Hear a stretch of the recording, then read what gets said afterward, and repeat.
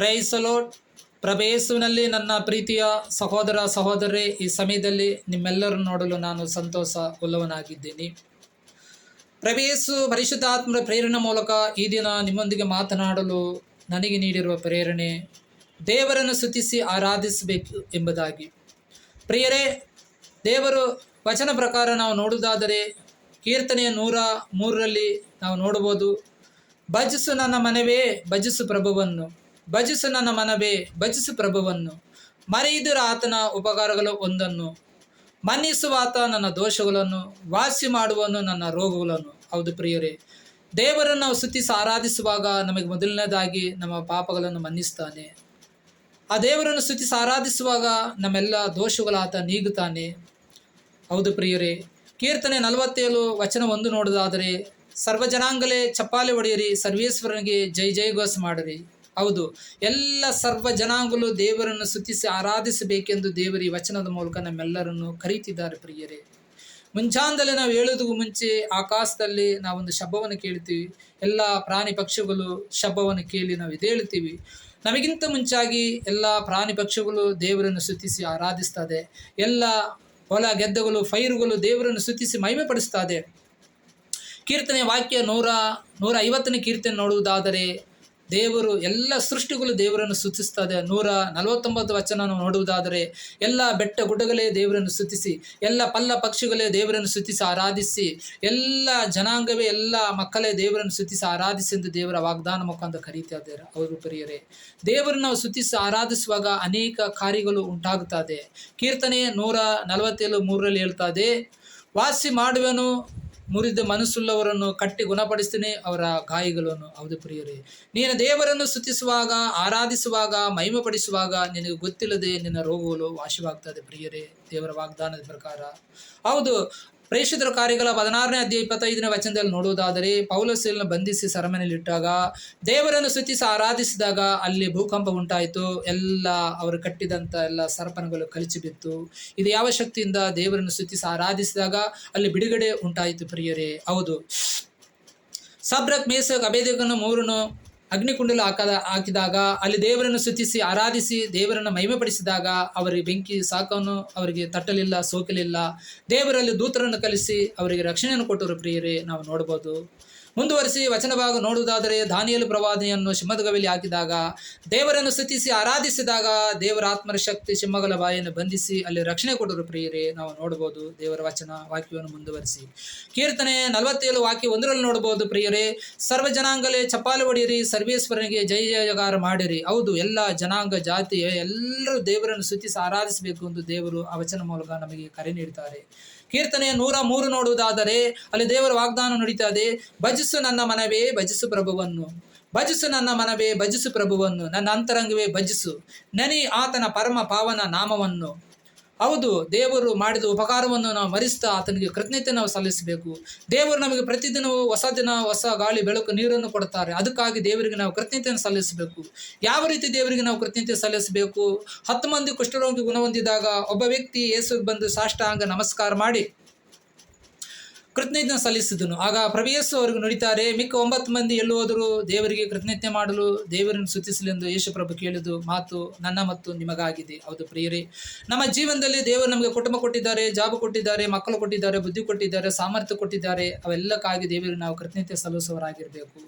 ದೇವರನ್ನು ಆರಾಧಿಸಲು ಮಹಿಮೆಪಡಿಸಲು ನಾವು ದೇವರ ಇಚ್ಛೆಗೆ ಅನುಸಾರ ಜೀವಿಸುವವರಾಗಿರಬೇಕು. ಹೌದು ಪ್ರಿಯರೇ, ದೇವರು ನಮ್ಮಿಂದ ಇಚ್ಛಿಸುವುದಿದೆ. ದೇವರ ನಾಮವನ್ನು ಸ್ತುತಿಸಲು ಆರಾಧಿಸಲು ಭಜಿಸಲು ಮಹಿಮೆಪಡಿಸಬೇಕೆಂದು ದೇವರು ನಮ್ಮೆಲ್ಲರನ್ನು ಕರೆಯುತ್ತಿದ್ದಾರೆ. ಪ್ರಿಯರೇ, ಇನ್ನು ನಾವು ಸ್ತುತಿಸಿ ಆರಾಧಿಸುವಾಗ ಏನೆಲ್ಲ ಕಾರ್ಯ ಆಗುತ್ತದೆ ಎಂಬುದು ನಾವು ಚಿಂತಿಸಿ ಧ್ಯಾನಿಸಿ ನೋಡುವುದಾದರೆ, ಕೀರ್ತನೆ 47 ವಾಕ್ಯ 3ರಲ್ಲಿ ಹೇಳ್ತದೆ, ವಾಸಿ ಮಾಡುವೆನು ಮುರಿದ ಮನಸ್ಸುಳ್ಳವರನ್ನು, ಕಟ್ಟಿ ಗುಣಪಡಿಸ್ತೀನಿ ಅವರ ಗಾಯಗಳನ್ನು.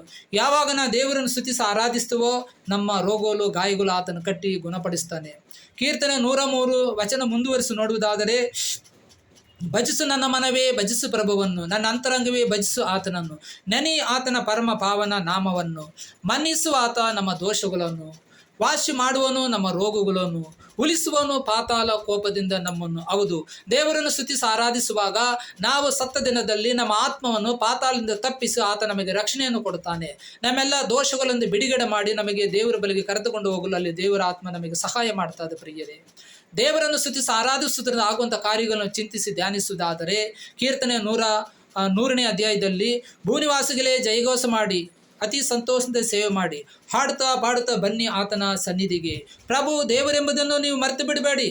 ಆತ ನಮ್ಮ ಸೃಷ್ಟಿಕರ್ತನು, ಆತನ ಮೇಯಿಸುವ ಕುರಿಗಳು ನಾವು, ಆತನ ಗೃಹದಾರವನ್ನು ಪ್ರವೇಶಿಸಿ ಧನ್ಯವಾದದೊಂದಿಗೆ ಆತನ ಆವರಣದಲ್ಲಿ ನಿಲ್ಲರಿ ನೀವು ಸ್ತುತಿ ಸ್ತೋತ್ರಗಳೊಂದಿಗೆ. ಹೌದು, ದೇವಾಲಯವನ್ನು ನಾವು ಸೇರುವಾಗ, ಮನೆಯಲ್ಲಿ ಕುಟುಂಬ ಪ್ರಾರ್ಥನೆ ಮಾಡುವಾಗ ಎಲ್ಲ ವಲಯಗಳಲ್ಲಿ ಆತನ ಸ್ತುತಿ ಮುಖಾಂತರ ನಾವು ಪ್ರವೇಶ ಮಾಡಬೇಕೆಂದು ದೇವರು ನನ್ನನ್ನು ಕರೆದಿದ್ದಾರೆ ಪ್ರಿಯರೇ. ಹೌದು, ದೇವರನ್ನು ಸ್ತುತಿಗಳ ಮುಖಾಂತರ ನಾವು ಭಜಿಸಲು ಆರಾಧಿಸಲು ದೇವರು ನಮ್ಮನ್ನು ಕರೆಯಲ್ಪಟ್ಟವರಾಗಿದ್ದೇವೆ. ಕೀರ್ತನೆಯ 149ರಲ್ಲಿ ನಾವು ನೋಡ್ಬೋದು ಪ್ರಿಯರೇ, ಎಲ್ಲ ಬೆಟ್ಟ ಗುಡ್ಡಗಳೇ ಆಕಾಶ ಪಕ್ಷಿಗಳೇ ಜಲಚಾರಣೆಗಳೇ ಎಲ್ಲ ತಿಮ್ಮಿಗಳೇ ಎಲ್ಲ ದೇವರನ್ನು ಸ್ತುತಿಸಿ ಆರಾಧಿಸ್ತಾರೆ. ಹಾಗಾಗಿ ಎಲ್ಲ ಲೋಕದ ಸೃಷ್ಟಿಗಳು ದೇವರನ್ನು ಸ್ತುತಿಸಿ ಆರಾಧಿಸಬೇಕಾದರೆ ದೇವರ ಸ್ವರೂಪದಲ್ಲಿ ಸೃಷ್ಟಿಸಲ್ಪಟ್ಟಂಥ ಮಕ್ಕಳು ನಾವು ದೇವರನ್ನು ಸ್ತುತಿಸಿ ಆರಾಧಿಸಲು ನಾವೆಲ್ಲ ಕರೆಯಲ್ಪಟ್ಟವರಾಗಿದ್ದೀರಿ. ದೇವರ ನಾಮವನ್ನು ಸ್ತುತಿಸಿ ಆರಾಧಿಸುವಾಗ ಎಲ್ಲ ಅಂಧಕಾರ ಶಕ್ತಿಯಿಂದ ರೋಗ ಪೀಡದಿಂದ ನಮಗೆ ಬಿಡುಗಡೆ ಸ್ವಸ್ಥ ಉಂಟು ಮಾಡುವ ದೇವರಾಗಿದ್ದಾರೆ. ಹೌದು ಪ್ರಿಯರೇ, ನಾವು ಮುಂದುವರಿಸಿ ವಚನ ಭಾಗ ನೋಡುವುದಾದರೆ ಪ್ರೇಷಿತರ ಕಾರ್ಯಕಲಾಪ 16ನೇ ಅಧ್ಯಾಯ ನಾವು 25ನೇ ವಚನದಲ್ಲಿ ನೋಡುವುದಾದರೆ ಪೌಲ ಸೀಲರನ್ನು ಬಂಧಿಸಿ ಸೆರೆಮನೆ ಇಟ್ಟಿದಾಗ ದೇವರನ್ನು ಸ್ತುತಿಸಿ ಆರಾಧಿಸಿದಾಗ ಅಲ್ಲಿ ಭೂಕಂಪ ಉಂಟಾಯಿತು, ಬಿಡುಗಡೆ ಉಂಟಾಯಿತು. ದೇವರ ಬಂಧನಗಳಿಂದ ಅವರನ್ನು ಬಿಡುಗಡೆ ಮಾಡಿ ಹೊರತಂದರು. ಕಾರಣ ಏನಾಗಿತ್ತು? ದೇವರನ್ನಲ್ಲಿ ಸ್ತುತಿಸಿ ಆರಾಧಿಸಲು ಮಹಿಮೆಪಡಿಸಲು ಮಾತ್ರ ಅವರಲ್ಲಿ ಮುಂದುವರಿಸಿದರು ಪ್ರಿಯರೇ. ಅದೇ ರೀತಿ ಪೌಲ ಮತ್ತು ಸೀಲರು ದೇವರನ್ನು ಸ್ತುತಿಸಿ ಆರಾಧಿಸಿದಾಗ ಆ ಬಂಧನದಿಂದ ಬಿಡುಗಡೆ ಮಾಡಿ ಬಂದು ದೇವರ ಕಾರ್ಯವನ್ನು ದೇವರ ವಚನವನ್ನು ಮಾತನಾಡಲು ಅವರಿಗೆ ದೇವರ ಶಕ್ತಿಯಿಂದಲೂ ತುಂಬಲ್ಪಟ್ಟಿತ್ತು ಪ್ರಿಯರೇ.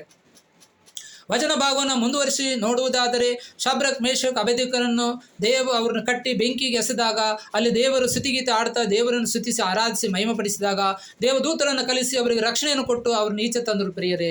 ಇದು ಕಾರ್ಯವೇನಾಗಿತ್ತು? ದೇವರನ್ನು ಸ್ತುತಿಸಿ ದೇವರನ್ನು ಆರಾಧಿಸಲು ದೇವರನ್ನು ಮಹಿಮೆಪಡಿಸಲು ಅಲ್ಲಿ ಅವರು ಶಕ್ತಿ ಉಳ್ಳವರಾಗಿ ಮಾರ್ಪಟ್ಟರು ಪ್ರಿಯರೇ.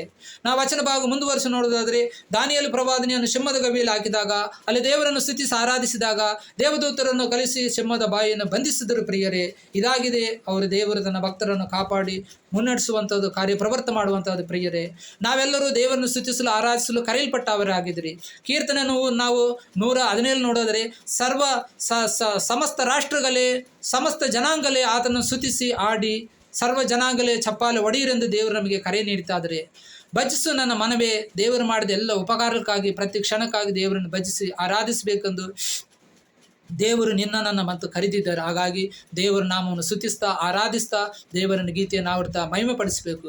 ಮುಂಚಾನದಲ್ಲಿ ಎದ್ದು ದೇವರು ಕೊಟ್ಟಂಥ ಆಶೀರ್ವಾದಕ್ಕಾಗಿ, ದೇವರು ಇದನ್ನು ಕೊಟ್ಟಂಥ ಹೊಸ ಕೃಪೆಗಾಗಿ ಎಷ್ಟೋ ಮಕ್ಕಳು ಮುಂಜಾನದಲ್ಲಿ ಎದ್ದೋಲಿದ್ದಿಲ್ಲ, ಎಷ್ಟೋ ಮಕ್ಕಳು ಮರಣಗೊಂಡಿರ್ತಾರೆ, ಎಷ್ಟೋ ಮಕ್ಕಳು ಆಕ್ಸಿಡೆಂಟ್ ಆಗಿರ್ತಾರೆ, ಎಷ್ಟೋ ಮಕ್ಕಳು ಹಾಸ್ಪಿಟಲ್ ಇರ್ತಾರೆ, ಎಷ್ಟೋ ಮಕ್ಕಳು ಐಸಲ್ಲಿ ಅಡ್ಮಿಟ್ ಆಗಿರ್ತಾರೆ. ಆದರೆ ದೇವರು ನಮಗೆ ಮತ್ತೊಂದು ದಿನವನ್ನು ಕರುಣಿಸುವಾಗ ಆತನ ಕೊಟ್ಟ ಕೃಪಾವರಗಳಿಗಾಗಿ ನಾವು ಕೃತಜ್ಞತೆ ಉಳ್ಳವರಾಗಿದ್ದೀವಿ. ಎಲ್ಲವನ್ನು ಅವರಿಂದ ಪಡೆದವರಾಗಿದ್ದ ಮೇಲೆ ನಾವು ಎಲ್ಲವನ್ನು ಆತನಿಗೆ ಕೃತಜ್ಞತೆ ಸಲ್ಲಿಸುವರಾಗಿ ಇರಬೇಕು. ನಮ್ಮ ಕುಟುಂಬವನ್ನು ಕೊಟ್ಟಂಥ ದೇವರಿಗೆ, ಮಕ್ಕಳನ್ನು ಕೊಟ್ಟಂಥ ದೇವರಿಗೆ, ನಮ್ಮ ಕೆಲಸವನ್ನು ದುಡಿಮೆಯನ್ನು ಕೊಟ್ಟಂಥ ದೇವರಿಗೆ, ನಮಗೆ ಆರೋಗ್ಯವನ್ನು ಕೊಟ್ಟಂಥ ದೇವರಿಗೆ, ಮತ್ತೊಂದು ದಿನವನ್ನು ಇಷ್ಟು ವರ್ಷಗಳು ನಮಗೆ ಕೊಟ್ಟಂಥ ದೇವರನ್ನು ಪ್ರತಿದಿನವೂ ನಾವು ಸ್ತುತಿಸಿ ಆರಾಧಿಸಲು ನಾವೆಲ್ಲ ಕರೆಯಲ್ಪಟ್ಟವರಾಗಿದ್ದೀವಿ. ಹೌದು, ಆತನ ನಾಮಸ್ಮರಣೆ ಮಾಡಬೇಕೆಂದು ದೇವರು ನಮ್ಮೆಲ್ಲರನ್ನು ವಾಗ್ದಾನ ಮಾಡಿ ಕರೆಯುವಂಥ ದೇವರಾಗಿದ್ದಾರೆ. ಯಾವಾಗ ದೇವರನ್ನು ಸ್ತುತಿಸಿ ಆರಾಧಿಸ್ತೇವೋ ಎಲ್ಲ ಪಾತಾಳ ಕೋಪದಿಂದಲೂ ರೋಗ ಪೀಡುಗಳಿಂದಲೂ ನಮಗೆ ಬಿಡುಗಡೆ ಉಂಟಾಗುತ್ತದೆ.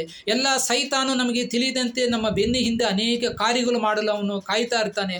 ಆದರೆ ದೇವರು ನಾವು ಸ್ತುತಿಸಿ ಆರಾಧಿಸುವಾಗ ಆ ಸೈತಾನ ಶಕ್ಲ ಕ್ರಿಯೆಗಳು ದೇವರು ಸ್ತುತಿಗಳ ಮುಖಾಂತರ ನಮಗೆ ಬಿಡುಗಡೆ ಉಂಟಾಗ್ತದೆ, ಸ್ವಸ್ಥ ಉಂಟಾಗ್ತದೆ. ಅದರಿಂದ ನಾವು ದೇವರನ್ನು ಸ್ತುತಿಸೋಣ, ಆರಾಧಿಸೋಣ, ಅವರನ್ನು ಮಹಿಮೆಪಡಿಸೋಣ. ದೇವರು ಕೊಟ್ಟಂಥ ಕೃಪಾವರಗಳಿಗಾಗಿ ನಾವು ಕೃತಜ್ಞತೆ ಸಲ್ಲಿಸೋಣ. ಸಣ್ಣ ಸಣ್ಣ ವಿಷಯಗಳು ದೇವರು ನಮ್ಮ ಜೀವನದಲ್ಲಿ ಮಾಡ್ತಾರೆ. ಈಗ ನಾವು ಒಂದು ಕಡೆ ಪ್ರಯಾಣ ಹೋಗಿ ಬರಿತೀವಿ, ನಮ್ಮನ್ನು ಸುರಕ್ಷತೆಗೆ ಹೋಗಿ ಕರೆತಂದಕ್ಕಾಗಿ ದೇವರೇ ನಿಮಗೆ ಥ್ಯಾಂಕ್ ಯು, ನೀನು ಮಾಡಿದ ಅನುಗ್ರಹ ಸ್ತೋತ್ರ. ಎಷ್ಟೋ ಮಕ್ಕಳು ರಸ್ತೆಯಲ್ಲಿ ಅಪಘಾತ ಆಗ್ತಾರೆ, ನನ್ನನ್ನು ಸುರಕ್ಷಿತವಾಗಿ ಕರೆತಂದಿದ್ದೀರಿ, ಅದಕ್ಕಾಗಿ ನಿಮಗೆ ಕೃತಜ್ಞತೆ ಸ್ವಾಮಿ, ವಂದನೆ ಸ್ವಾಮಿ. ತಂದೆ, ಈ ದಿನ ನನ್ನ ಮಕ್ಕಳು ಶಾಲೆಗೆ ಹೋಗವರೇ, ಸುರಕ್ಷಿತವಾಗಿ ಮನೆಗೆ ಬಂದವರೇ, ತಂದೆ ಈ ದಿನ ನನ್ನ ಮಕ್ಕಳನ್ನು ಸುರಕ್ಷಿತವಾಗಿ ಕರೆತಂದಿದ್ದೀರಿ, ಅದಕ್ಕಾಗಿ ನಿಮಗೆ ಕೃತಜ್ಞತೆಯನ್ನು ಸಲ್ಲಿಸ್ತೀನಿ, ವಂದನೆಯನ್ನು ಸಲ್ಲಿಸ್ತೀನಿ ಸ್ವಾಮಿ. ಇದು ನಾವು ಕೆಲಸಕ್ಕೆ ಹೋಗ್ತೀವಿ, ನಮ್ಮ ಕೆಲಸ ಸರಿಯಾದ ರೀತಿಯಲ್ಲಿ ಕಾರ್ಯಪ್ರವರ್ತ ದೇವರ ಆಶೀರ್ವಾದ ಮಾಡಿದಾಗ ನಮ್ಗೆ ಕೊಟ್ಟಂಥ ಕೆಲಸಕ್ಕಾಗಿ ದುಡಿಮೆಗಾಗಿ ದೇವರಿಗೆ ನಾವು ಕೃತಜ್ಞತೆ ಸಲ್ಲಿಸುವವರಾಗಿರಬೇಕು, ಪ್ರೀತಿ ಉಳ್ಳವರಾಗಿರಬೇಕು. ದೇವರು ನಮ್ಮ ಕುಟುಂಬವನ್ನು, ಜಾಬನ್ನು, ಎಲ್ಲ ಸಮಾಜದಲ್ಲಿ ಎಲ್ಲ ಒಳ್ಳೆಯ ಕಾರ್ಯಗಳು ದೇವರು ಕೊಟ್ಟಿದ್ದಾರೆ. ಅದಕ್ಕಾಗಿ ನಾವು ದೇವರಿಗೆ ಕೃತಜ್ಞತೆ ಸಲ್ಲಿಸಬೇಕು, ಆರಾಧಿಸಬೇಕು. ಏಕೆಂದರೆ ನೋಡಿ, ನಾವು ಲೂಕನ ಬರೆದ ಸುವಾರ್ತೆಯಲ್ಲಿ ನೋಡ್ಬೋದು, 10 ಮಂದಿ ಕುಷ್ಠರೋಗಿ ಯೇಸುವಿನಿಗೆ ಎದುರಾಗಿ ಬರ್ತಾರೆ. ಬಂದಾಗ ದೂರದಲ್ಲಿ ನಿಂತು ಪ್ರಭುವೇ ಗುರುವೇ ನಮ್ಮ ಮೇಲೆ ಕರುಣೆ ತೋರಿ ಎಂದು ಬೇಡಿಕೊಂಡಾಗ ಪ್ರಭು ಯೇಸು ನುಡಿಯುತ್ತಾರೆ, ಯಾಜಕರ ಬಳಿಗೆ ಹೋಗಿ ನೀವು ಪರೀಕ್ಷೆ ಮಾಡಿಕೊಳ್ಳಿ ಎಂದಾಗ ಅವರು ಯಾಜಕರ ಬಳಿಗೆ ಹಿಂತಿರುಗಿ ಹೋಗುತ್ತಿರುವಾಗಲೇ ಒಬ್ಬ ಕುಷ್ಠರೋಗಿ ಗುಣ ಹೊಂದಿದ್ದನ್ನು ಅರಿತುಕೊಂಡು ಅವನು ಹಿಂತಿರುಗಿ ಅರ್ಧ ದಾರಿಯಿಂದ ಓಡಿ ಬಂದು ದೇವರಿಗೆ ಸಾಷ್ಟಾಂಗ ನಮಸ್ಕಾರ ಮಾಡಿ ಕೃತಜ್ಞತೆಯನ್ನು ಸಲ್ಲಿಸ್ತಾನೆ, ವಂದನೆಯನ್ನು ಸಲ್ಲಿಸ್ತಾನೆ. ಆಗ ದೇವರು ಕೇಳ್ತಾರೆ, ಮಿಕ್ಕ 9 ಮಂದಿ ಎಲ್ಲಿ ಹೋದರು? ದೇವರಿಗೆ ಉಪಕಾರ ಸರಣೆ ಮಾಡಲು ಸ್ತುತಿ ಮಾಡಲಿ ಅಂದಾಗ ಆ ಮಿಕ್ಕ 9 ಮಂದಿ ಈ ಪ್ರಪಂಚದ ಪ್ರತಿಯೊಬ್ಬ ಮಕ್ಕಳಾಗಿದ್ದಾರೆ. ಆ ದೇವರು ಕರೆಯುವಂಥದ್ದು ನನ್ನ ನಿನ್ನ ಪ್ರಿಯರೇ.